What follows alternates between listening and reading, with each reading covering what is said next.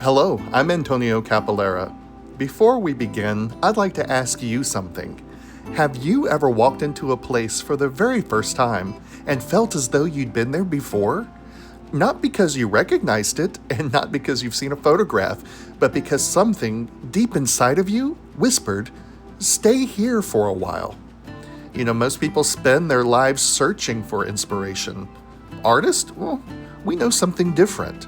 We search for places because every great work of art begins somewhere long before the first brushstroke, the first photograph or note of music or word on a page. It begins in a place that changes us.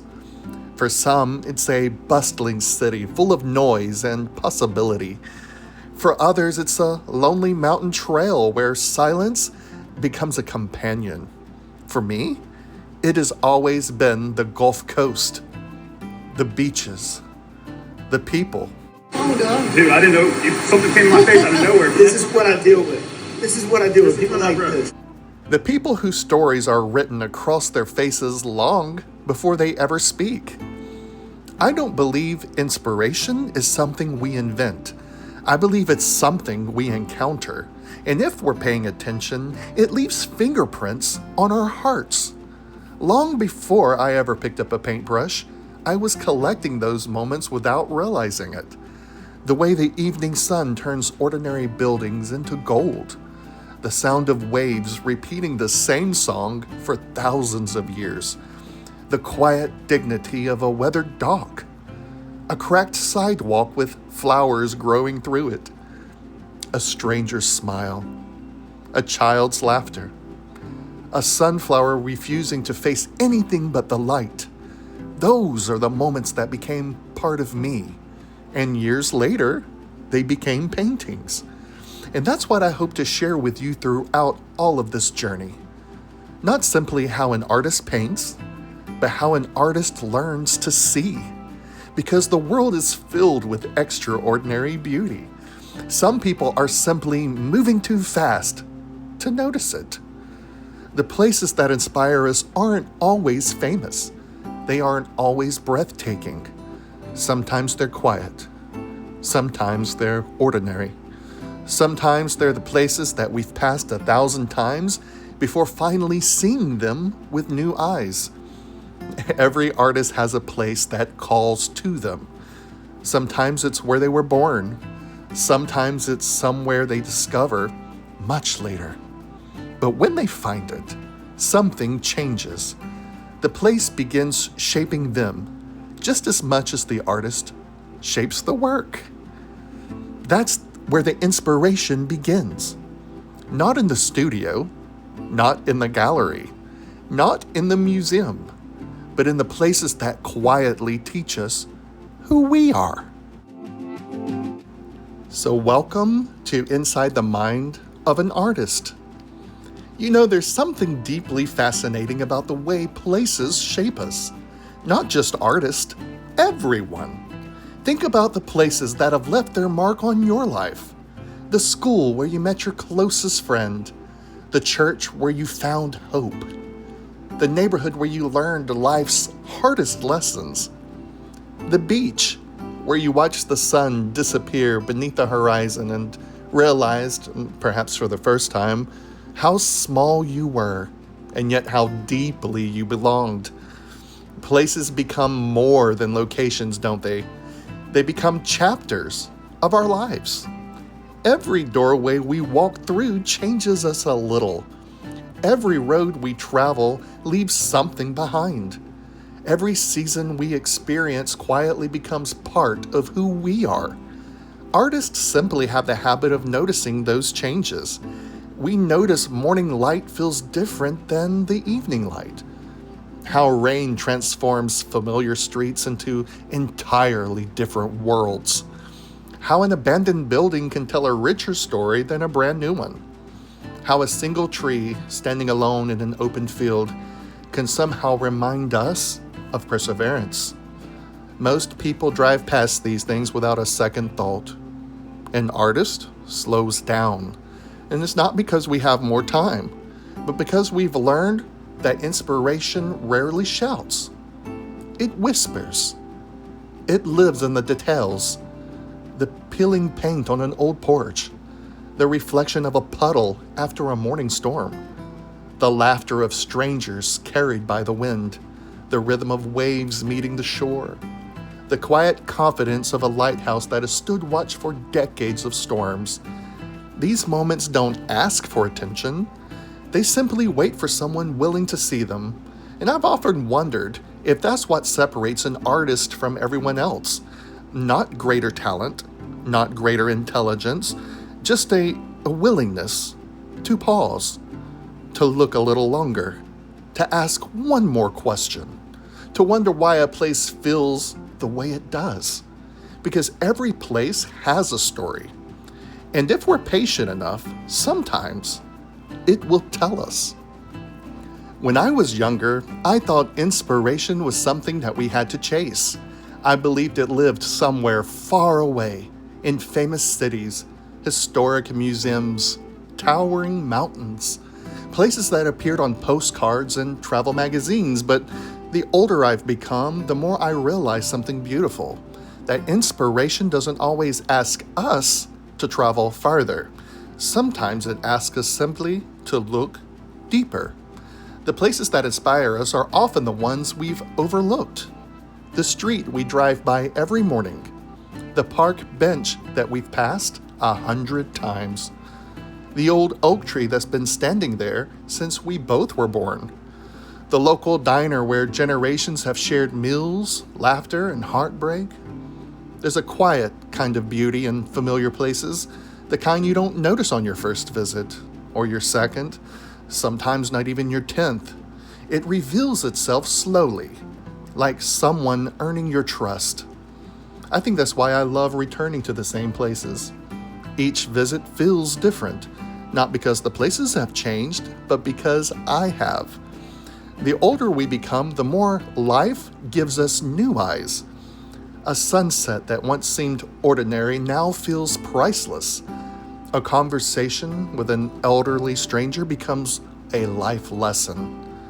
A weathered building becomes a reminder that beauty doesn't always disappear with age. It simply changes. Artists are constantly changing too. Every painting we create, every photograph we take, or every story we write carries a little of who we were in that moment. If we were to return a year later, we'll create something entirely different. Not because our skill has changed either, but because our heart has. That's why no masterpiece is ever really about paint, or clay, or marble, or the camera. It's about perspective. And perspective is shaped by the places that have loved us, the places that have challenged us, and even the places that broke us.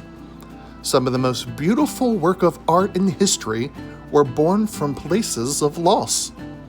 Others were born from overwhelming joy, but most came from somewhere in between.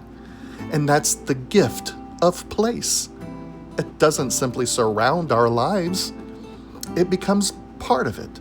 Every path we walk, every room we leave behind, every shoreline we return to, quietly becomes another brushstroke on the canvas of who we are. Perhaps that's why certain places never really leave us, even after we've moved away, even after those places have changed, even after they're even gone. We carry those places with us, and one day, without even realizing it, they find their way into everything we create. Have you ever noticed that some places seem to have a heartbeat? Not literally, but emotionally? You can feel it the moment you arrive. There's a certain stillness, a certain energy, a feeling that's almost impossible to explain. Some people call it nostalgia. Others call it peace. I simply call it connection. I've learned that inspiration doesn't always come from places that are beautiful. Sometimes it comes from places that are honest. An abandoned building, a weathered pier, an old theater whose lights no longer shine, a forgotten storefront with faded paint and broken windows. And to some people, these places represent decay. To an artist, they represent endurance. Every crack tells a story. Every weathered board has survived another season. Every faded brick has witnessed countless lives pass it by. There is beauty in things that refuse to give up. Perhaps that's why I've always been drawn to places with history. Places that have endured storms. Places that have been rebuilt. Places that remind us that scars don't erase beauty. They deepen it. Nature understands this better than we do. After a wildfire, new life begins. After a hurricane, a city is rebuilt. After winter, spring never has to ask permission to return, does it? The world is constantly teaching us lessons. The question is, are we paying attention? As artists, our greatest responsibility isn't to create. It's to notice, to become students of light, students of shadows, students of people, students of places. The greatest artists I've ever admired all seem to possess one thing in common. They paid attention to what everyone else overlooked. They found wonder in ordinary things. They found meaning in the quiet moments. They discovered extraordinary stories hidden inside everyday life. And perhaps that's something every one of us can learn from. You don't have to paint. You don't have to sculpt. You don't have to write books or compose music. You simply have to begin noticing. Notice how the morning sun enters your favorite room. Notice the sound of rain against your roof. Notice the smile of someone who thought no one would see them today. Notice the places that make your shoulders relax, the places where time seems to disappear, the places that somehow remind you who you are, because those places are trying to teach you something. If you listen carefully enough, they just might change your life. And if they do, don't keep that gift to yourself now. Share it. Whether through a painting, a photograph, a garden, a conversation, or simply the kindness you carry into the world. After all, the greatest masterpieces that we ever create isn't something that's going to hang on your wall. It's the life we build. One meaningful place, one meaningful moment at a time. There are places I return to again and again, not because they've changed, but because I have. Each time I come back, I notice something I missed before. A shadow stretching across an old brick wall. A bird resting quietly on the weathered fence. The way an afternoon sun catches the edge of a forgotten building for only a few minutes each day. Those moments can't be planned. They have to be experienced. I think that's one of the greatest lessons a place can teach us, is patience. The world doesn't reveal all of its beauty at once. It unfolds slowly to those willing to wait. We live in a culture that celebrates moving faster, seeing more, doing more, checking another destination off your list. But inspiration doesn't keep that schedule. It doesn't care about how busy we are. It arrives only when we're fully present. Sometimes the most meaningful journey we'll ever take is only a few miles from home. Sometimes the place we've been searching for our entire lives has been waiting patiently right around the corner. I wonder how many masterpieces have never been created. Not because someone lacked talent, but because they never slowed down long enough to notice what was right in front of them. Perhaps that's why I find so much joy in walking without a destination. No deadlines, no expectations, just curiosity. Curiosity has a remarkable way of opening doors that ambition alone never could. When you walk simply to observe, the world begins introducing itself a little differently. A shop owner waves from across the street. An elderly couple laughs over coffee. The wee children chase birds across the park. The breeze carries a scent of salt water or freshly cut grass, and then boom, suddenly, an ordinary afternoon becomes unforgettable. That's what artists collect. Not just images, but these moments. Not just landscapes, but feelings. And years from now, I may not remember the exact date, and I may not remember what I was wearing, but I'll remember how that place made me feel. And that's what eventually finds its way onto the canvas. People sometimes ask me, what am I really painting? They assume, let's say it's a lighthouse, or a flower, or a familiar face. But the truth is, I'm rarely painting the object itself. I'm painting the feeling that that place or person gave me. The peace, the hope, the inspiration, the resilience, the gratitude, those things can't always be seen, but somehow they can still be felt. And maybe that's the quiet miracle of art. Its greatest purpose isn't here to see what the artist saw in the image. It's to help them remember something they had forgotten within themselves in the image. A place, a feeling, a dream, a moment when life slowed down and everything made sense. If a painting can do that, if a photograph can do that, or if a story can do that, then perhaps it has become something much greater than art. Perhaps it has become a home for someone else's memories. As I look back over my life, I realize it wasn't the biggest moments that shaped me the most. It was the quiet ones, the afternoons no one remembers, the roads with no destination, the conversations that lasted only a few minutes but somehow stayed with me for years. It's funny how memory works, isn't it? We convince ourselves that we'll remember the extraordinary moments forever, yet so often it's the ordinary moments that refuse to let go. The smell of rain before a summer storm, the sound of waves rolling onto the shore after sunset, the warmth of sunlight coming through an old window, the familiar creak of a wooden door in a place that's always felt like home. Those are the things that remain. Perhaps that's because places don't just exist around us. They exist within us. Every place we've loved leaves behind a small piece of itself, and every place we've struggled leaves with us something too. Sometimes wisdom, sometimes strength, sometimes compassion for someone else's journey. No experience is ever completely wasted, not if we're willing to learn from it. As an artist, I've come to believe that inspiration isn't only in beautiful places. It's found in honest places, places that tell the truth, places that have weathered storms and are still standing. Maybe that's why I find old buildings so beautiful, not because they're perfect, but because they aren't.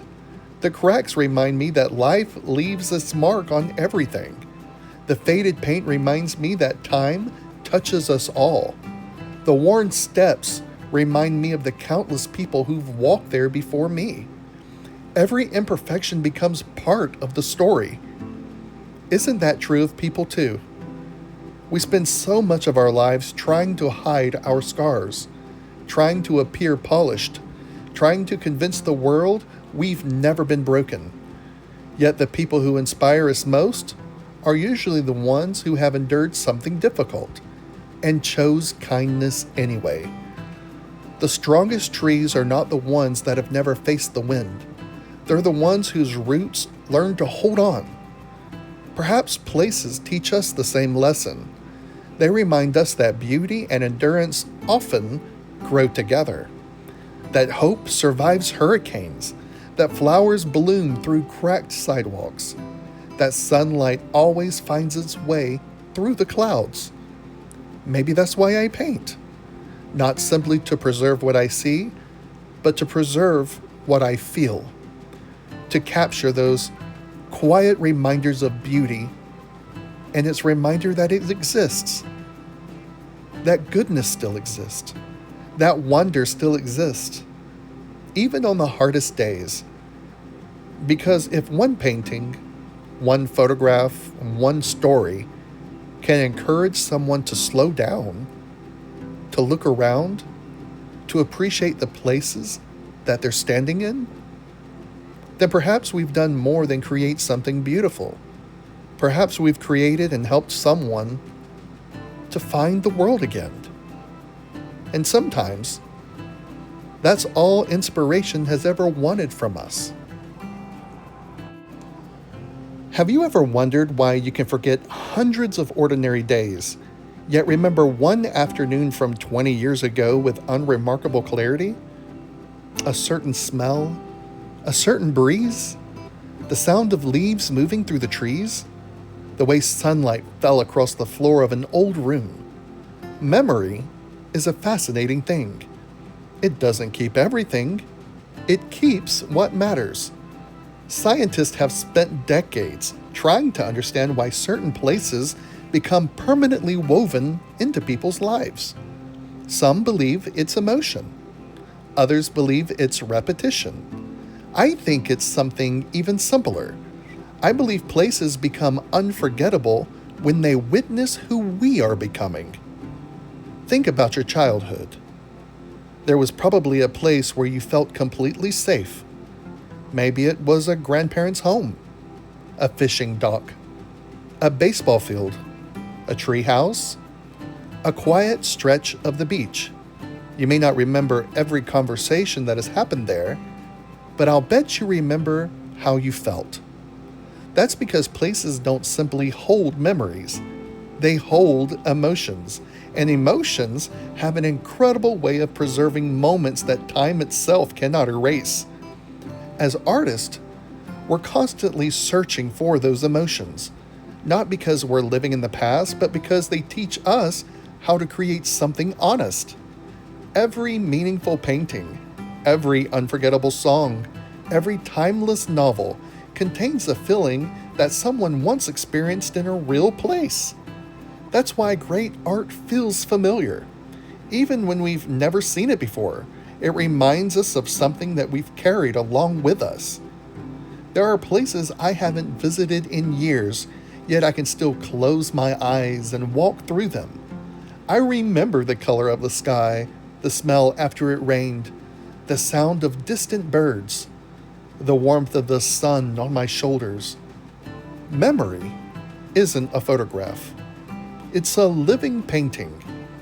Every time we revisit it, the color changes a little. The meaning grows a little deeper. Perhaps that's why artists return to the same subjects again and again. Monet painted the same water lilies countless times, not because the pond changed, but because he did. The light changed. The season changed. His heart changed. And each visit revealed something new. Maybe that's the secret. We don't return to places because we've seen everything they have to offer. We return because we haven't. Because every season introduces a new story. Every sunrise offers a new perspective. Every year reminds us that we're not the same person who stood there before. Places become mirrors. Sometimes they show us where we've been. Sometimes they reveal who we've become. And occasionally, if we're very fortunate, they offer us a glimpse in who we are still becoming. That's the quiet gift of a meaningful place. It doesn't ask anything from us. It simply waits, patiently, faithfully, ready to welcome us back whenever our hearts need the reminding. People often ask me, what makes someone an artist? Is it talent? Is it years of practice? Is it learning how to paint? How to sculpt? How to take the perfect photograph? Well, those things certainly matter, but I don't think that's where the art begins. I think art begins with a decision.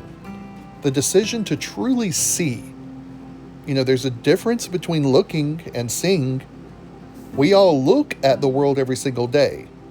We look at the traffic lights, the storefronts, the neighbors, the trees, the clouds, our own reflections in the mirror. But looking is automatic. Seeing is intentional. An artist doesn't just notice a tree.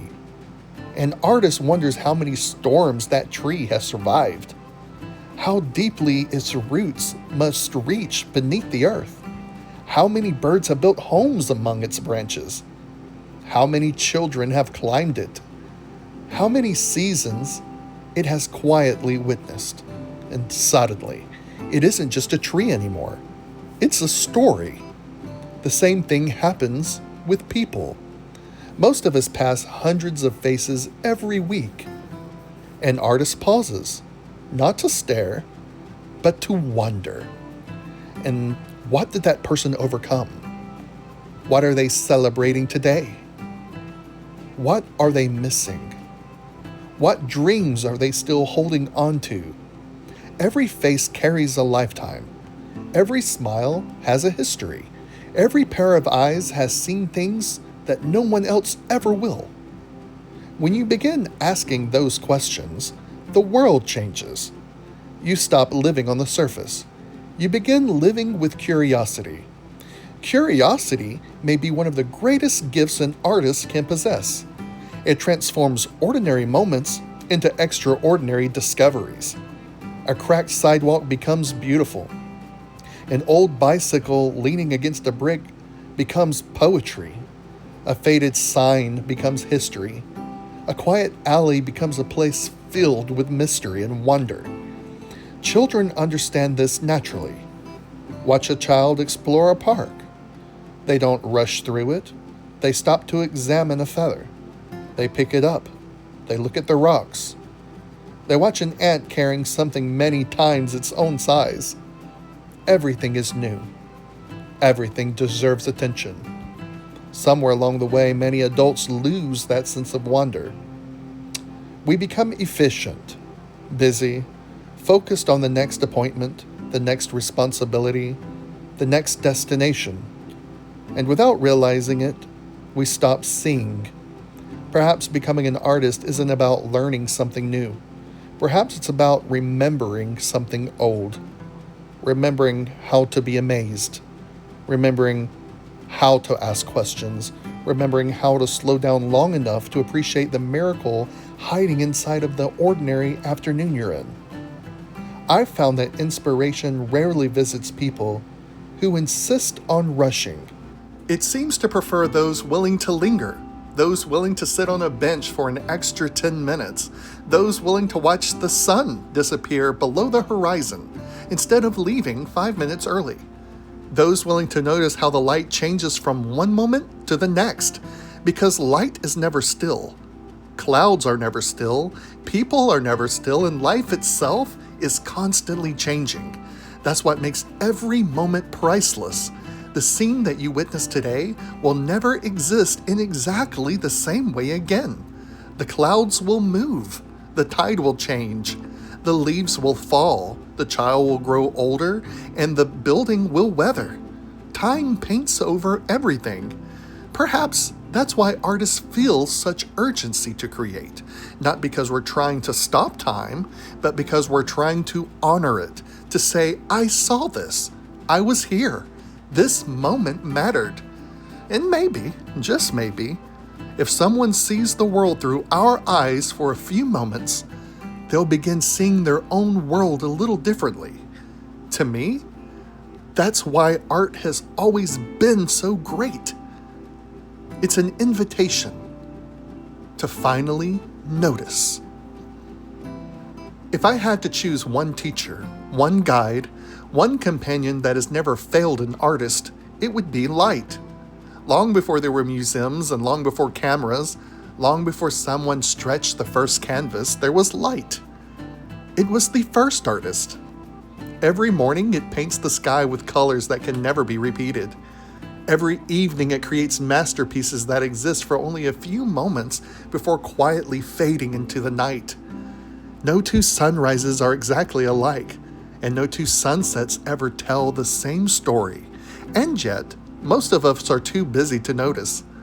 Light has a language all on its own. It doesn't speak with words, it speaks with emotion. A warm golden sunrise whispers hope. The cool blues before dawn invite reflection. The soft glow after a summer rain brings peace. The dramatic light before a thunderstorm carries anticipation. Without saying a single word, light changes the entire mood of a place. Walk into an old church on a quiet morning. Watch the sunlight stream through the stained glass. Notice how every color dances across the floor. Nothing in the room has changed, yet everything feels different. That's the power of light. It doesn't change the objects, it changes the experience. Artists have learned this lesson early in life. The same tree can appear joyfully at the sunrise and majestic in the afternoon, mysterious at dusk and almost mystical beneath the moon. The tree never changed, but the light did. Perhaps people are the same way. We've all met someone on their brightest day. We've all met someone during their darkest season. The person hasn't disappeared. The light surrounding their life has changed. Maybe that's why compassion matters so much. We never truly know what kind of light someone is walking through. As painters, photographers, writers, or simply observers, our responsibility isn't merely to notice that light. It is to also understand it, to recognize how it reveals, how it conceals.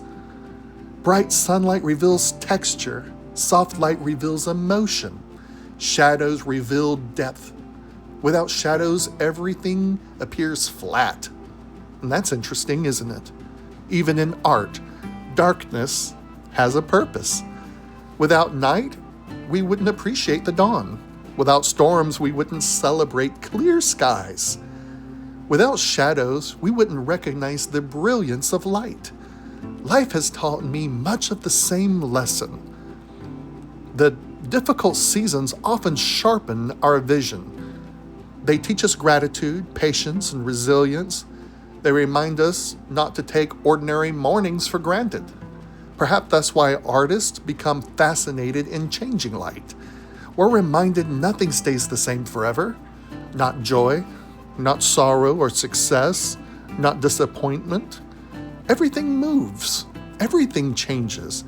Everything is painted over time. And yet, every single day, the sun rises again, offering another blank canvas, another opportunity to notice, another invitation to create. The more I study light, the more I realize it isn't asking us to be perfect. It's asking us to be present, to stand still long enough to watch a shadow move across the wall, to notice the glow of evening on familiar streets, to appreciate the way ordinary places become extraordinary for just a few fleeting moments each day. Those moments can't be owned.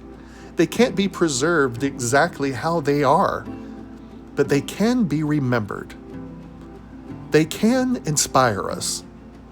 And if we're fortunate, they can find their ways into our work. Perhaps that's why I believe every artist, whether they realize it or not, isn't really painting light.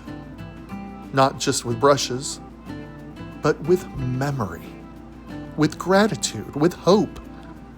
Because in the end, every masterpiece is simply someone's attempt to hold on to a beautiful moment just a little while longer. Long before there were classrooms, long before there were galleries, long before anyone signed their name to a masterpiece, there was nature. The first teacher, the first sculptor, the first architect, the first painter. Everything we create as artists has, in one way or another, already been demonstrated by the natural world.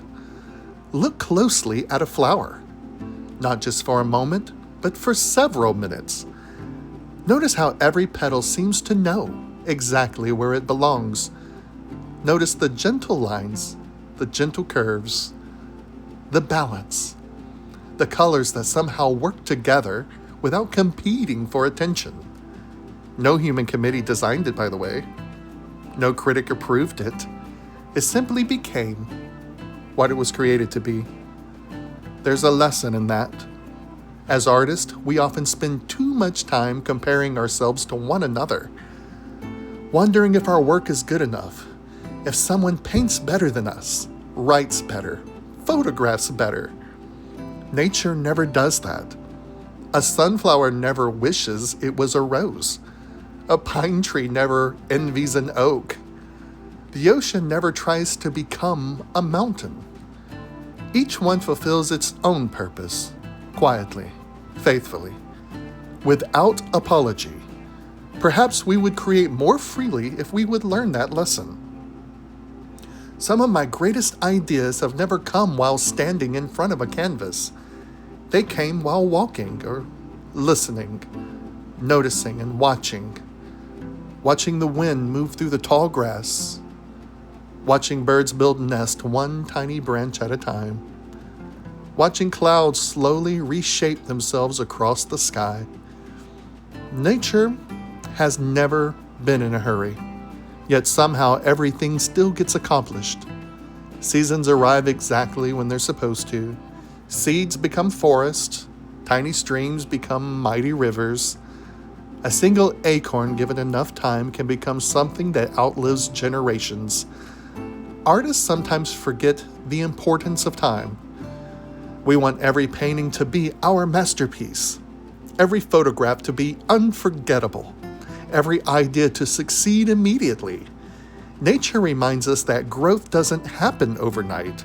The strongest trees spend years developing roots that no one ever sees. Before they ever reach toward the sky, they first learn how to hold on to the ground beneath the earth. Isn't that true of people as well? Our greatest growth often happens quietly, hidden from the applause, hidden from recognition, hidden from the world.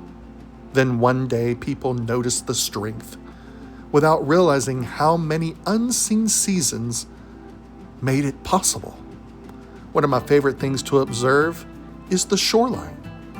Not because it always stays the same, but because it never does. Every wave leaves a different path in the sand. Every tide redraws the coastline.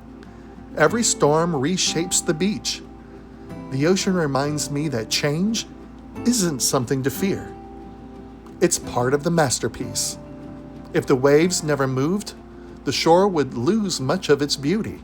Perhaps our lives are meant to be shaped in much the same way, not by avoiding change, but by learning from it. The more I spend outdoors, the more convinced I become that nature isn't merely something beautiful to observe. It's something wise enough to teach us. It teaches patience. It teaches resilience. It teaches balance. It teaches humility. Most of all, it teaches perspective. When you stand beneath an ancient oak, or beside an endless ocean, or beneath a sky filled with countless stars, your problems don't disappear, but they find their proper size. Sometimes that's exactly what inspiration gives us. Not answers, perspective. A reminder that we're part of something much larger than ourselves. That every season has a purpose. Every storm eventually passes. Every sunrise is another beginning. And every artist, whether holding a brush, a camera, or a pen, or simply an open heart, has something unique to learn from the greatest teacher any of us will ever know. Nature. There's a question I find myself asking almost everywhere I go. What happened here? Not because I'm searching for history in a textbook, but because every place carries echoes of the people who came before us. An old brick building isn't simply a building. It's thousands of mornings, thousands of conversations, thousands of dreams that began behind those walls. Someone celebrated there. Someone received life-changing news there, and someone laughed until they couldn't breathe. Someone quietly cried where no one could see. Places remember, even when people forget. Sometimes I'll stand in front of an old storefront for several minutes while most people just walk right past me, and they see peeling paint, dusty windows, and cracked sidewalks. But I see fingerprints of time. I wonder who unlocked the door on his very first opening day. I wonder who used to sweep the floors here, who greeted the first customer with hope in their voice. I wonder what became of those people. Did their dreams come true? Did life take them somewhere unexpected? Were they ever aware that decades later a complete stranger would stop simply because the building had something to say? That's one of the beautiful things about artists. We ask questions that may never have answers. Not because we're trying to solve a mystery, but because imagination has a way of bringing life into forgotten places. Sometimes inspiration isn't about finding beauty. Sometimes it's about finding meaning. A weathered park bench isn't just a place to sit.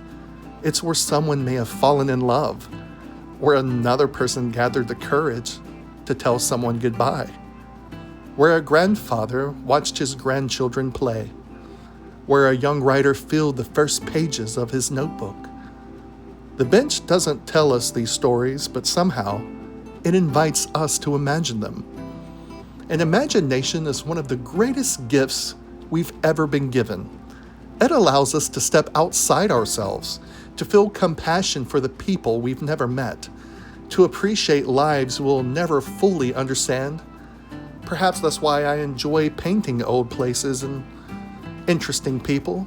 And it's not just because they're famous, and it's not because they're perfect. It's because they remind me that every life matters. Every person leaves something behind. Sometimes it is a building. Sometimes it's a photograph. Sometimes it's a piece of music. Sometimes it's simply the kindness they showed another human being. The older I become, the more I realize our greatest legacy may not be what we own and achieve. It may be the way that we made people feel. Places teach us that lesson every day. A beautiful home isn't memorable because of expensive furniture. It's memorable because of the laughter that filled it. A favorite restaurant isn't special because of the walls. It's special because of the conversation shared around the table. A quiet beach isn't unforgettable because of the sand. It's unforgettable because of the peace we discovered while standing there. Perhaps inspiration has never been about places alone. Perhaps it's always been about the lives that unfolded within them. Maybe that's why I believe ordinary places deserve extraordinary attention.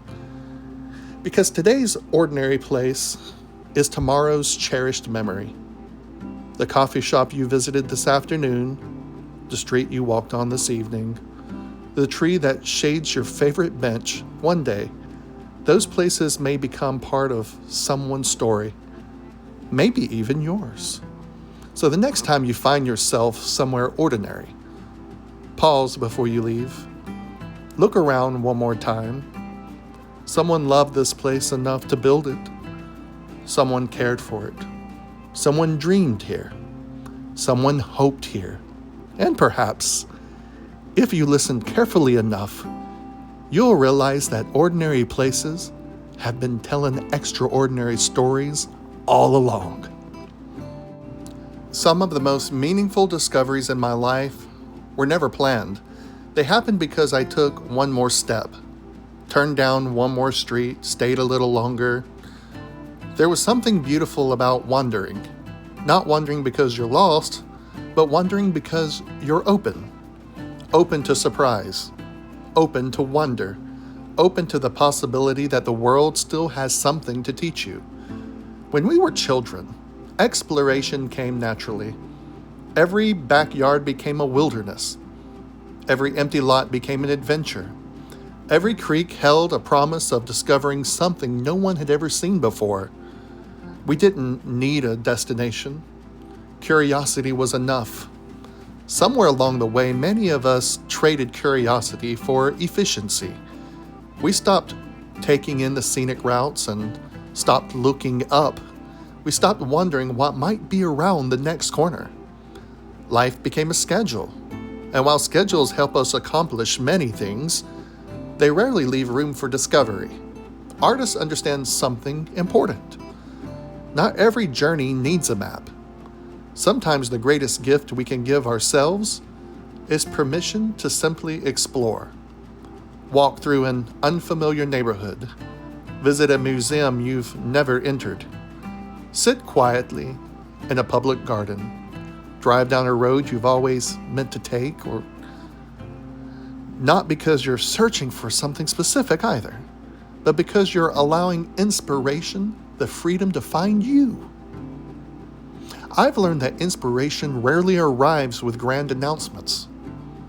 It appears quietly, in reflections dancing across a rain-soaked pavement, in ivy climbing an old brick wall, in the smile of someone you've never met, in the sound of a church bell echoing through downtown streets, in the quiet dignity of an old oak tree that has watched generations come and go. The world is constantly offering us these moments. The question is, will we notice them? Some of my favorite photographs were never planned. Some of my favorite paintings began with a simple walk. A place caught my attention.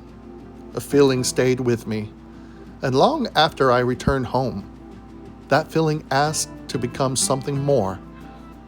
A canvas, a story, a memory. I've come to believe that wandering is an act of faith. Faith that beauty still exists. Faith that every day has something worth noticing. Faith that ordinary moments often become extraordinary memories. Perhaps that's why I never feel as though I've wasted time when I've spent an afternoon exploring. Even if I return with nothing in my hands, I almost always return with something in my heart.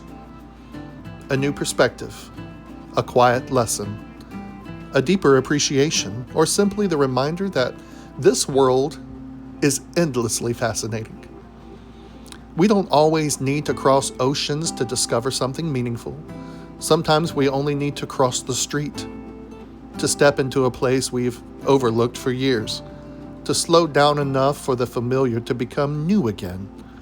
Because the world has a remarkable way of rewarding those who remain curious, not with riches, not with fame, but with something far more lasting.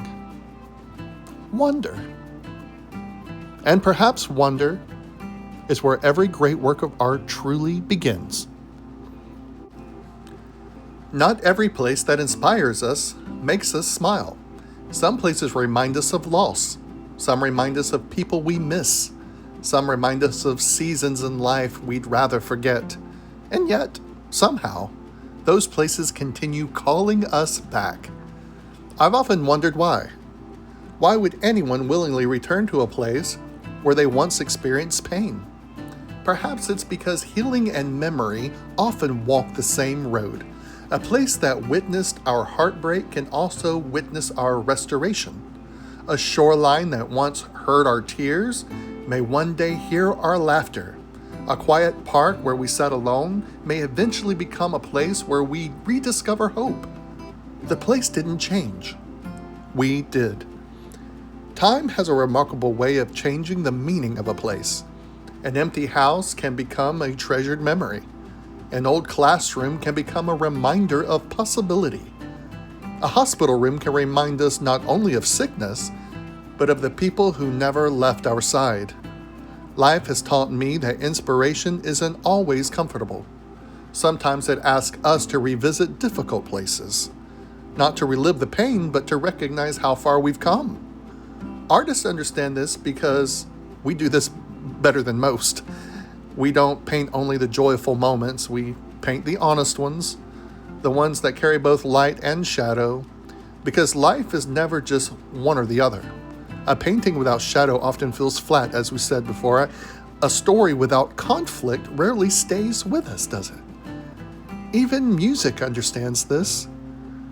The quiet notes make the loud ones meaningful. The pauses give the melody room to breathe. Perhaps our lives work much the same way. The difficult chapters don't define the entire story. They simply make the joyful chapters more precious. I've stood in places where storms once changed everything. Months later, years later, birds still sang, flowers still bloomed, children still laughed. The world quietly reminded me that healing is one of God's greatest miracles. It doesn't happen all at once. It happens one sunrise at a time, one conversation at a time, one act of kindness at a time, one deep breath at a time. Maybe that's why I love returning to familiar places. They become silent witnesses. They remind me that I survived days I once believed would never end. They remind me that hope has an incredible way of returning, often when we least expect it. Perhaps every one of us has a place like that, a place that once represented sorrow, but now represents strength. If you do, don't avoid it forever. Visit it when you're ready. Stand there quietly. Notice what's different. Notice what's the same. And more importantly, notice yourself. Because sometimes the greater evidence that we've grown isn't found by looking at the place. It's found by realizing we're no longer the person who first stood there. The place remained faithful. Life kept moving. But so did we. There is something deeply comfortable about that. It reminds us that no season lasts forever. Not winter, not sorrow, not uncertainty. Eventually, the light returns, and when it does, the places that once witnessed our pain often becomes the very places that remind us how strong we've become. Have you ever noticed that two people can stand in exactly the same place at the same exact moment and leave with completely different memories? One person sees an empty field, another sees endless opportunity. One person sees an abandoned building, and another sees history waiting to be remembered. One person sees an ordinary sunset, another sees a masterpiece that will never exist again. The difference isn't the place. The difference is the person looking at it. I think every place has a soul. Not in the sense that we do, as in it's alive, but in the sense that it has a personality, a voice, a rhythm, and a story. Some places seem to invite conversation. Others invite silence. Some awaken adventure, and others ask us to slow down and reflect. If you've ever entered an old library, you know exactly what I mean. People naturally lower their voices, not because someone tells them to, but because the place seems to ask for reverence. Walk into a great cathedral, and your eyes instinctively look up. Or beside the ocean, and suddenly the problems that consumed your morning began to feel much smaller.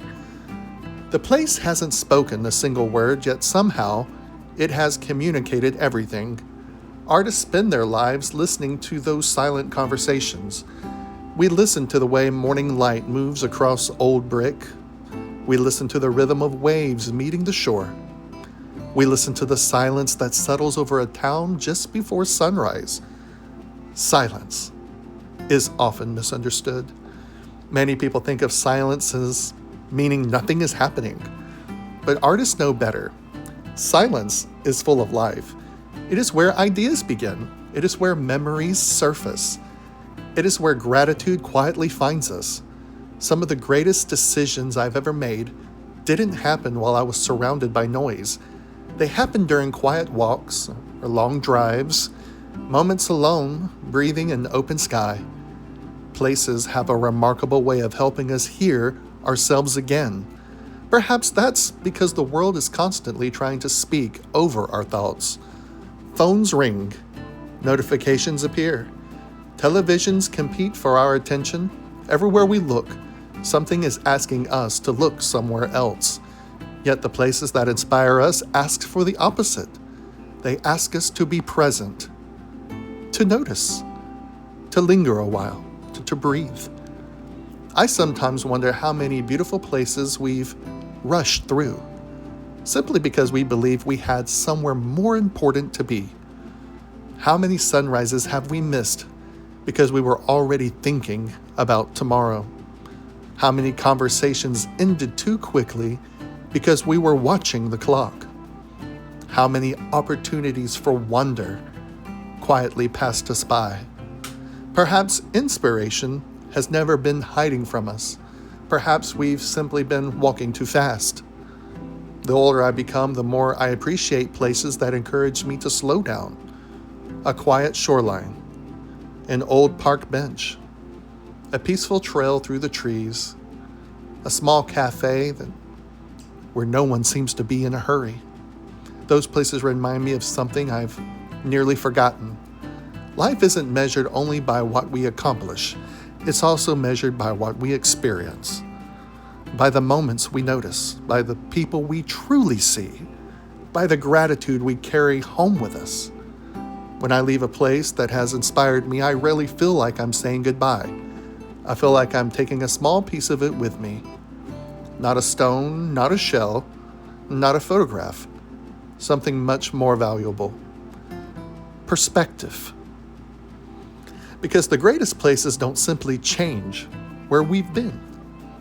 They change how we see the rest of the world. And once that happens, no journey is ever quite the same again. There is something I hope that you've begun to realize by now. This journey has never been about painters, or photographers, or sculptors, or actors, or musicians, it's been about people. Because I don't believe art belongs to a select few. I believe creativity was woven into every one of us. Some people paint.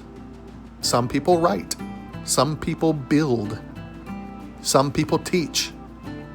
Some people raise children with extraordinary love. Some people plant gardens that bring beauty to an entire neighborhood. Some people cook meals that become family traditions. Some people encourage a stranger at the exact right moment to do the right thing. Isn't that creation too? We often limit the definition to an artist. We imagine someone standing in front of an easel and covered in paint, working late into the night, and certainly that can be an artist. But so can the grandfather who patiently restores an old rocking chair. So can the nurse who comforts someone on their hardest day of their life. So can a teacher who inspires a child to believe in themselves. So can the mechanic who takes pride in doing honest work. Art isn't always found in museums. Sometimes it's found in excellence. Sometimes it's found in compassion. And sometimes it's found in the simple decision to do ordinary things extraordinarily well. That's why I believe the places that inspire us matter so deeply. They don't simply teach us how to create, they teach us how to live. A quiet trail teaches patience. The ocean teaches humility. A mountain teaches endurance. An old hometown teaches gratitude. A garden teaches hope. Every meaningful place offers a lesson, if we're willing to become students. I've never believed that inspiration should end when we leave a beautiful place. The real challenge begins after we go home. Can we carry that peace into our daily lives? Can we carry that sense of wonder into Monday morning? Can we remember how small our worries felt while watching the waves? Can we treat people with the same gentleness we felt while walking through a quiet forest? That's when inspiration becomes transformation. Not when we admire beauty, but when beauty begins changing us. I've noticed something over the years. The people who seem happiest aren't necessarily the ones who have traveled the most. They aren't always the wealthiest or the most famous. They're often the ones who have learned to appreciate who they are. They find joy in familiar places, meaning in ordinary days, wonder in simple movements. Perhaps contentment isn't found somewhere else, is it? Perhaps it begins the moment we truly see what's already around us. Artists spend their lives searching for beauty. Eventually, many of them discover something surprising. Beauty was never hiding. It was waiting for someone to notice. Maybe that's been true all along. Maybe the world has been quietly creating masterpieces every single day, in every neighborhood, on every shoreline, along every county road, and even in the middle of crowded cities. The masterpiece wasn't missing. Our attention was. So tomorrow morning, before the rush begins, before the phone rings, before the world asks for your attention, take 5 minutes. Step outside, listen to the birds, watch the light, feel the breeze. Look closely at something you've passed 1,000 times. You may be surprised. The world you've been searching for may already be waiting outside your front door. And perhaps the artist you've been searching for has been waiting there too. Quietly, patiently, ready to open your eyes to a world that has been inspiring you since the very beginning. The older I become, the less I feel the need to have all the answers. Instead, I've become more interested in asking better questions. Questions have a remarkable way of opening doors, not because they've always lead to answers, but because they invite us to keep exploring. What makes this place feel more peaceful? What does this old building capture in my attention? Why does one path through the woods seem ordinary while another somehow feels sacred? Why do I feel this moment, but not the 100 that came before it? Artists live in those questions. We become lifelong students, not just of painting or photography or music, but of life itself. Every person has something to teach us. Every place has something to reveal to us. Every season has a lesson hidden within it. I've learned that just as much from elderly men sitting on a park bench as I have from reading books. I've learned from fishermen who understood patience. I've learned from gardeners who understood faith, from carpenters who understood precision, from children who understood wonder. The greatest classroom I've ever known has never had 4 walls. It's been the world itself. If you pay attention, nature teaches balance. History teaches humility. Architecture teaches vision. Music teaches rhythm, and silence teaches reflection. Even disappointment can teach resilience. One of the greatest mistakes we can make is believing that learning ends when school does. I think the real education begins the moment curiosity takes over, the moment we stop trying to impress people and start trying to understand the world. That's when every walk of life becomes a lesson. Every conversation becomes a gift. Every journey becomes a classroom. Some people travel thousands of miles, only to return unchanged. Others walk through their own neighborhood and discover something that changes them forever. The difference isn't distance. It's the attention that we bring with it. I've come to believe that inspiration rewards curiosity. The more curious you become, the more beautiful the world appears. You begin noticing details that once escaped you. The texture of old brick worn by the afternoon sun, the patterns carved into tree bark over decades, a reflection of the clouds in the puddled water after a rainstorm, the quiet smile exchanged between 2 strangers who are attracted to each other. Those moments are happening every day. They're easy to miss, but once you begin seeing them, it's almost impossible to stop. Perhaps that's why artists seem so fascinated by ordinary things. We understand that ordinary isn't ordinary at all. It's simply familiar, and familiarity is a way of making miracles invisible. That's why it's healthy to look again, to slow down, to revisit places with fresh eyes. Because today's routine may become tomorrow's treasured memory, and today's overlooked corner of the world may become the inspiration for something that outlives us. So never lose your curiosity. Protect it. Feed it. Follow it. Ask questions. Take the long way home once in a while. Stop where you've never stopped before. Listen to people whose stories are different from your own. Look up more often. Look around more carefully. Because the world is constantly inviting us to learn. Not through lectures, but through living. And perhaps the greatest artist is not the one who knows the most. It's the one who never stops learning. There comes a moment in every artist's life when a place stops being a destination and becomes part of their identity, like with my three figures today. You no longer visit a place.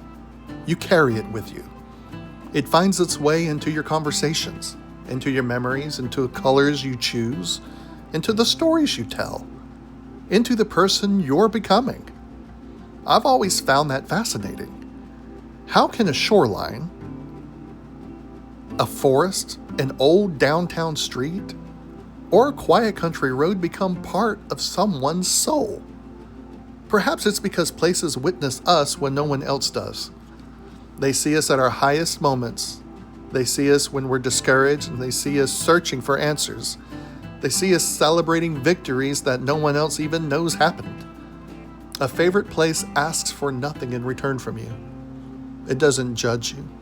It doesn't compare you to anyone else. It simply welcomes you back, again and again.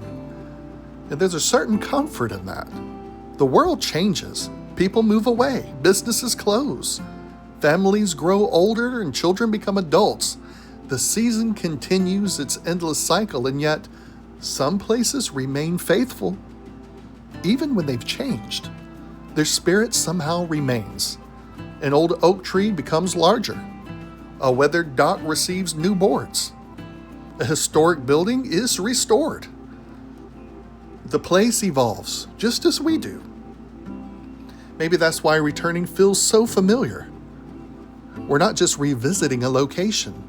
We're meeting an old friend, a friend who remembers who we were, and quietly introduces us to who we've become.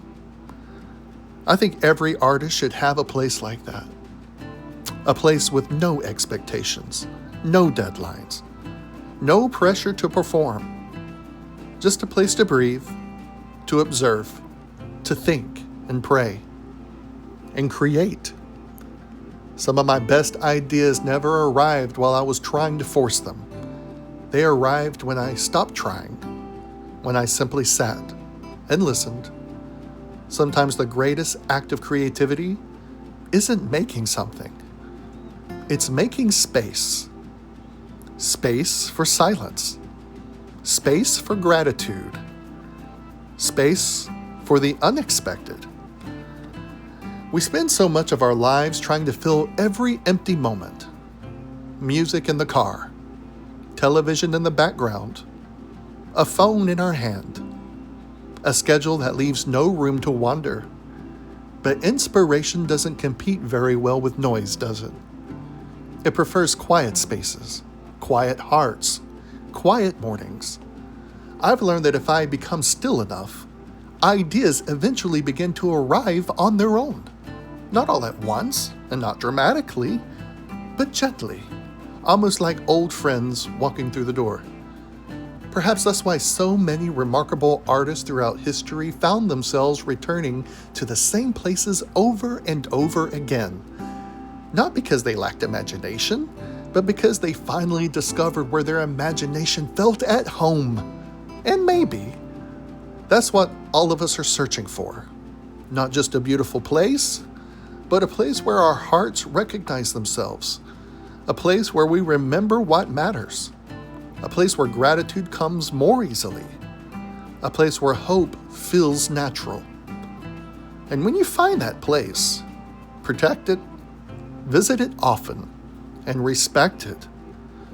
Leave it better than you found it. Because someday, even without realizing it, you'll discover that the place which inspired your life has quietly become part of your legacy. And whatever your journey eventually leads, a part of that place will always travel with you.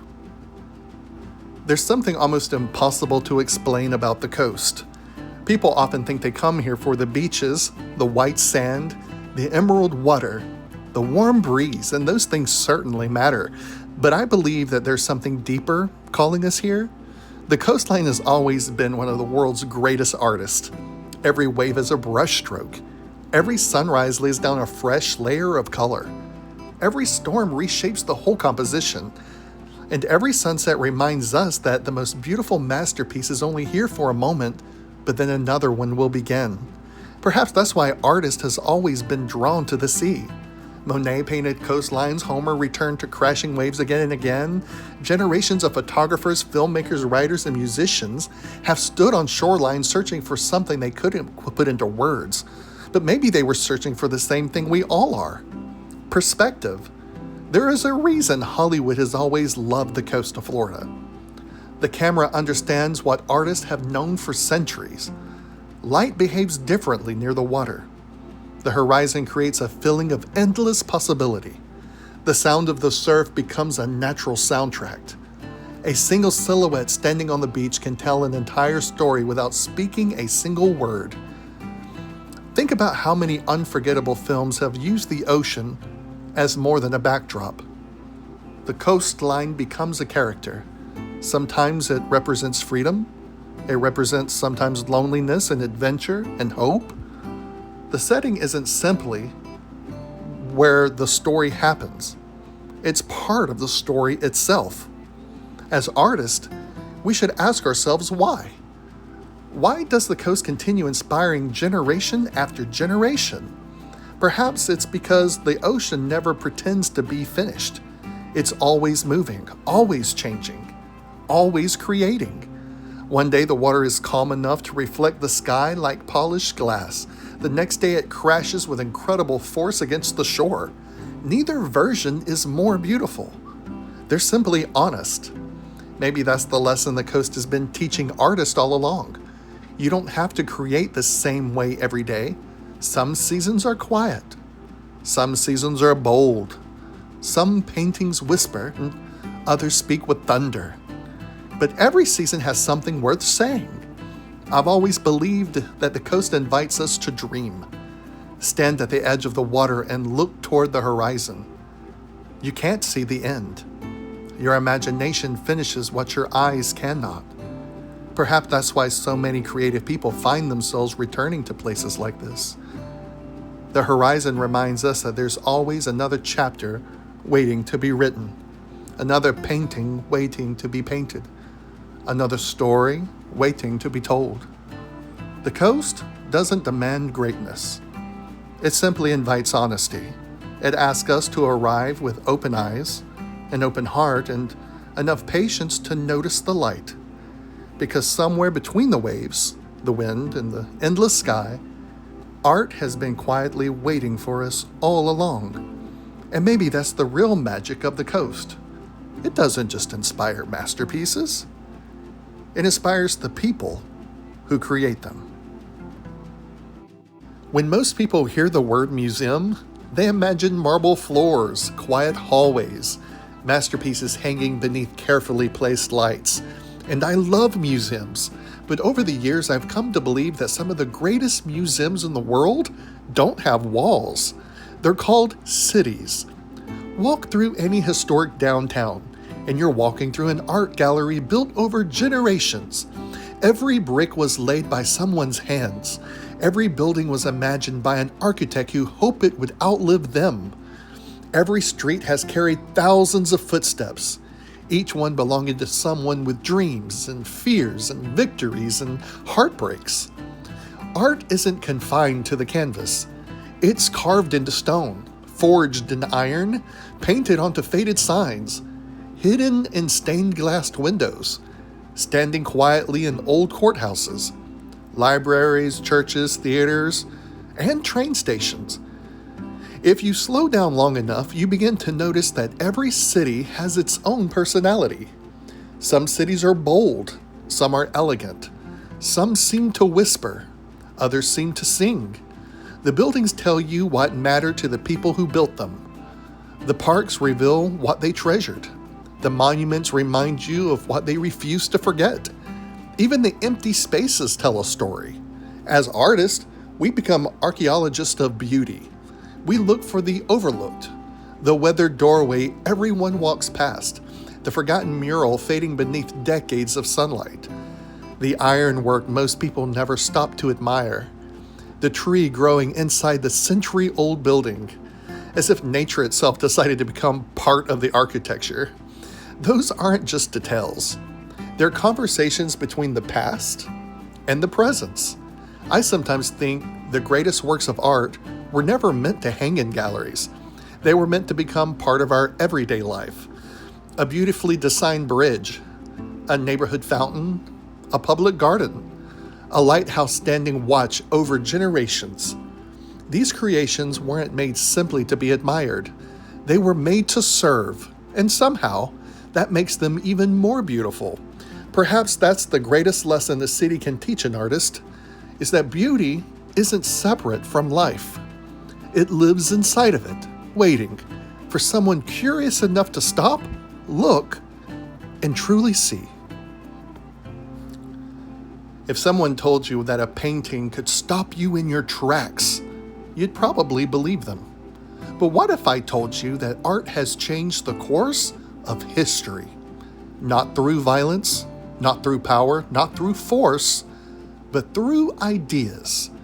There have been paintings that challenged kings, photographs that have ended debates, songs that united generations, murals that gave forgotten neighborhoods a voice, statues that reminded civilizations of who they were.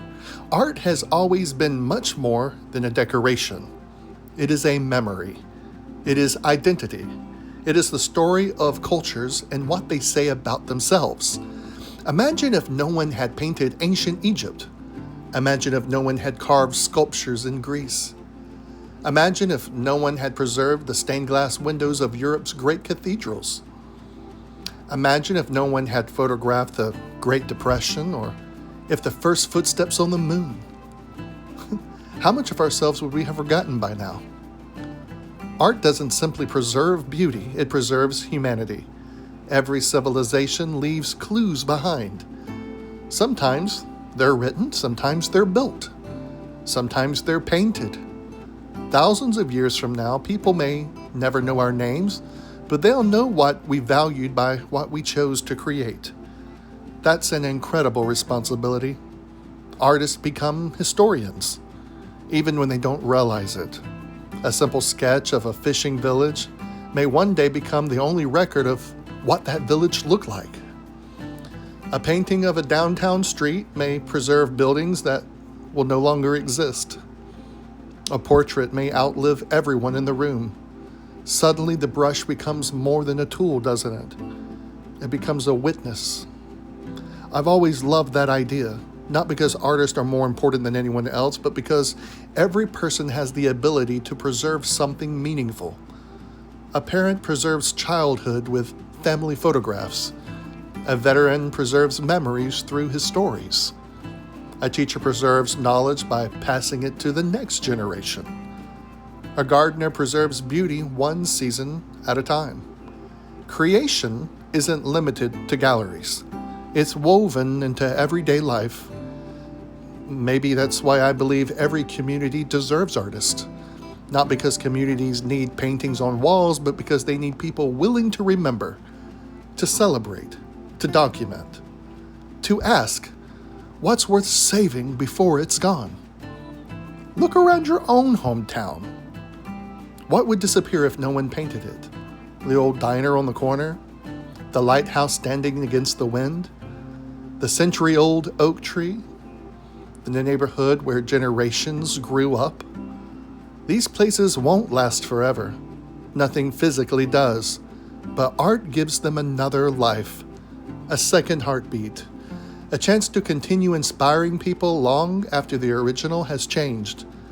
Perhaps that's the true purpose of an artist, not simply to create beautiful things, but to preserve beautiful moments for people who haven't yet been born. When I think about that, the act of creating feels less like making something new and more like protecting something precious. Almost as if every painting quietly whispered, "Don't forget. Don't forget this place. Don't forget these people. Don't forget this feeling, because someday, someone that you've never met may need exactly this to remember." And perhaps that's how art continues changing the world. One memory, one canvas, one generation at a time. People often imagine that art begins in the studio. A blank canvas, a clean palette, fresh brushes, soft music playing in the background. But I've never believed that that's where paintings truly begin. The studio is where the work becomes visible. The real work begins long before that. It begins when you're paying attention. A conversation overheard in a coffee shop. An old fisherman preparing a weathered net without saying a word. The laughter of children echoing through a public park. A thunderstorm rolling across the Gulf. A forgotten church standing quietly between modern buildings. These moments don't announce themselves as inspiration. They simply pass by, unless someone is willing to be awake enough to catch them. I think artists become collectors long before they become creators. Not collectors of expensive things, collectors of moments. A certain shade of blue that only appears for a few minutes and then dissipates. The way rain darkens old brick. The reflection of city lights in a puddle after evening storms. The sound of wind moving through the pine trees. The smile of a stranger helping another stranger. These moments don't take up space in your hand, they take up space in your memory. And that's where the artist's collection grows. Some people collect stamps. Some collect coins. Some collect classic cars and money. Artists collect experiences. Every journey becomes another page in an invisible sketchbook. Every person teaches us something. Every success adds confidence. Every disappointment adds depth. Even grief has its place. Not because we seek suffering, but because difficult seasons often teach us to notice beauty with greater appreciation. It's strange when you think about it. The greatest masterpieces in history weren't painted with pigment alone. They were painted with years. Years of observation, years of failure, years of curiosity, years of listening.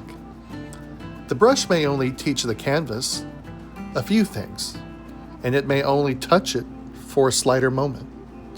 But the artist has been preparing for that moment for decades. That's why two people can paint the same lighthouse, standing in the same place at the same time, and create completely different works. One paints the structure, the other paints what it feels like to stand there.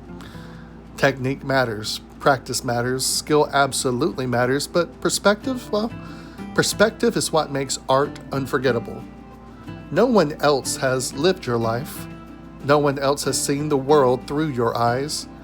No one else carries your exact collection of memories. And because of that, no one else can tell you your story exactly the way you can. Maybe that's the most freeing realization an artist can have. You don't have to paint like anyone else. You don't have to sound like anyone else. You don't have to chase someone else's vision. Your greatest contribution isn't becoming another master. It's becoming the first version of yourself. When we think about the great artists of history, it's easy to imagine that they were born extraordinary, as if Michelangelo simply picked up a chisel one day and carved David, as if Leonardo da Vinci woke up already knowing how to paint, as if Vincent van Gogh somehow skipped the years of uncertainty. But history tells a different story. Every master began as a student. Leonardo filled notebook after notebook with observations. He studied muscles and birds and water and clouds and machines, plants, faces. He wasn't trying to become famous. He was trying to understand. Michelangelo spent years learning the disciplines of sculpture before anyone called him a genius. Monet painted the same haystacks and same water lilies and the same gardens over years and years and years. Not because he lacked imagination, but because he wanted to understand how light transformed a familiar scene. Even Vincent van Gogh, whose bold colors are recognized throughout the world today, spent years searching for his own artistic voice. During his lifetime, he struggled for recognition, yet his persistence left behind work that has inspired generations. There's something comforting about that. The people we admire the most didn't begin at the finish line. They earned their understanding one sketch, one mistake, one lesson at a time. I think that's a lesson for our modern world that it desperately needs. We're surrounded by highlighted reels, finished paintings, completed buildings, award-winning films, best-selling books. We rarely get to see the countless drafts that came first, the failed experiments, the abandoned ideas, the canvases painted over, the pages thrown away, the hours when nothing seemed to work. But those hidden moments are where the artist was truly formed. Failure has always been one of the greatest teachers, not because failure is enjoyable, but because it refuses to let us stay comfortable. It asks questions success never does.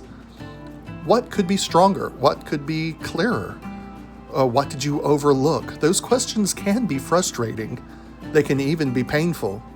But they are also invitations to grow, to improve, to see with greater honesty. I've come to believe that humanity is one of the greatest tools an artist can carry. The moment we think we've learned everything, we stop discovering. The moments we stop asking questions, our work begins to lose curiosity. The greatest artists never truly stop being students. Even after decades of success, they keep experimenting, keep wondering, and they kept searching. Perhaps that is why their work still feels alive centuries later.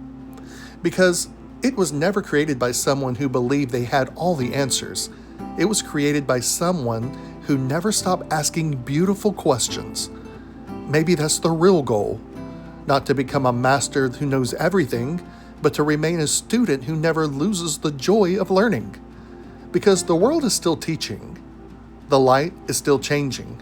History is still unfolding. And tomorrow, there will always be something new to notice, something new to understand, something new to create. There is a collaborator that every artist shares. It has no studio, it signs no contracts, it never asks for recognition, and yet it touches every painting ever created. Time. Time is the invisible artist. A brand new wooden fence slowly turns silver beneath the sun. Copper rooftops become green. Stone steps soften after millions of footsteps. An abandoned building begins to tell a different story than it did the day it opened. Nothing remains exactly as it was, and perhaps that's part of its beauty. When I was younger, I thought preserving something meant to keep it unchanged. Now I think preserving something means to honor its journey. Look at an old leather-bound book. The worn corners aren't flaws, they're evidence that someone carried it and opened it, and someone found enough value in those pages to return to them again and again. The same is true with a well-loved paintbrush. The handle becomes polished with countless fingers that have held it. The bristles slowly spread. It becomes less beautiful, but more honest. Artists have a unique relationship with time. We spend hours creating something that someone may look at for only a few moments, yet those few moments can stay with a person for years. Think about a song you've loved since childhood. You probably don't remember the first time you heard it, but somehow it's still a part of you. The same can happen with a painting, or a photograph, or a sculpture. A single image can quietly travel through someone's life, waiting for the right moment to speak. That's extraordinary. It reminds us that art isn't measured only by the day it was finished. Sometimes the greatest purpose isn't revealed until years later. I've met people who rediscovered an old painting in an attic, only to see it differently because life has changed them. The painting hadn't changed. They had. That's another mystery of art. The audience becomes part of the masterpiece. Every person brings different memories, different joys, different losses, different questions. The art still stays, while the viewer keeps growing, and somehow the conversation continues. Maybe that's why I never rush a painting or a conversation or a walk through a beautiful place. Some things deserve time, not because they're slow, but because they're alive. The finest wines mature. The strongest oak trees get stronger one ring at a time. Friendships deepen through shared years. Faith is strengthened through seasons. Character is shaped by ordinary days repeated with purpose. Why should art be any different? Perhaps the greatest masterpieces aren't those created the fastest. Perhaps they're the ones willing to grow alongside the artist who made them. And the people fortunate enough to encounter them. Because in the end, every painting becomes more than pigment on a canvas. It becomes a meeting place between yesterday and tomorrow, between artist and stranger, between memory and hope. And in that quiet meeting, time does what it has always done. It transforms something ordinary into something enduring. Before the first brushstroke, before the canvas is even placed on the easel, there is often a question, not what color should I use or what size should this painting be? The first question is much deeper. What am I trying to say? Every artist answers that question differently. Some answer it with a quiet mountain, others with a weathered face. Some choose an old lighthouse. Others choose the eyes of someone whose life has inspired them. At first, those subjects may seem to be completely unrelated. A landscape, a portrait, a flower, an old building, a forgotten road. But beneath the surface, they're often asking the very same question. What deserves to be remembered? That's what artists really paint. Not objects, importance. Think about the paintings that have stayed with you over the years. It probably wasn't because every brushstroke was perfect. It was because the artist believed the subject mattered. That belief found its way into the work. Conviction has a way of becoming visible. You can feel it. I've learned that inspiration doesn't arrive in neat categories. One day you're captivated by the quiet dignity of an old fishing pier. The next you're fascinated by the strength written across someone's face. Another day, a single sunflower catches your attention because it reminds you that hope has a direction. The subject changes, the purpose doesn't. To honor something, to celebrate something, to preserve something, every painting becomes an answer to the same quiet invitation. Look at this. Don't rush past it. There's something here worth seeing. Perhaps that's why artists are always searching. Not because we're difficult to satisfy, but because the world keeps presenting us with new reasons to care. A conversation becomes a painting. A journey becomes a painting. A season of life becomes a painting. A place becomes a painting. A person becomes a painting. They're in all the chapters of the same story. The story of paying attention. And maybe that's the greatest gift an artist can offer. Not simply the work of art, but another reason for someone to slow down. If you've stayed with me until this moment, thank you. Because in a world that moves so quickly, you chose to slow down. You chose to walk through galleries and gardens, across quiet beaches and busy streets, through memories and conversations, portraits and landscapes, and moments that may have otherwise gone unnoticed. I hope this journey has reminded you that art has never been reserved for a select few. It belongs to all of us. The artist isn't simply the person holding the brush. The artist is anyone who notices, anyone who cares enough to preserve a memory, anyone who chooses to bring a little more beauty into the world that desperately needs it. Perhaps you realize something as we've traveled together. The places that inspire us are rarely just places. They're connections with people, conversations, acts of kindness, unexpected discoveries, the smell of fresh rain on an old sidewalk, the song drifting through an open doorway, a stranger who smiles for no reason other than to brighten someone's day, a weathered building that refuses to surrender to time, a child looking at the world with wonder instead of assumption. These are the quiet masterpieces that surround us every day. We simply have to be willing to notice them. If there is one lesson I hope you carry with you, it is this: never stop being curious. Walk into museums, visit small galleries, talk to local artists, shake hands with people whose stories are different from your own. Take the scenic route once in a while. Watch a sunrise without checking your phone. Sit on a park bench. Visit the old downtown instead of the newest attraction. Listen more than you speak and ask questions. Wonder often, because every place has a story, and every person has a chapter, and every day offers another opportunity to see the world with fresh eyes. The greatest works of art have never demanded perfection. They've only asked for honesty. The greatest artists have never claimed to know everything. They remain students of life. The greatest journeys have rarely followed a straight line. They've been shaped by detours, chance encounters, unexpected friendships, and moments that could never have been planned. As artists, we spend our lives searching for inspiration, but perhaps inspiration has been searching for us all along, waiting patiently around the next corner, hidden inside an ordinary conversation, resting quietly in a place we've driven past 1,000 times, standing beside us in someone we've yet to meet. When you leave this film, I hope you don't simply remember the paintings.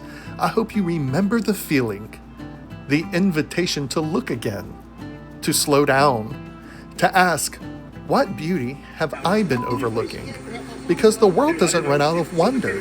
We simply become too busy to see it. So wherever your road leads you from here, whether it takes you to a bustling city or a quiet country road, a museum, a neighborhood coffee shop, a small fishing town, or simply back home, go with open eyes.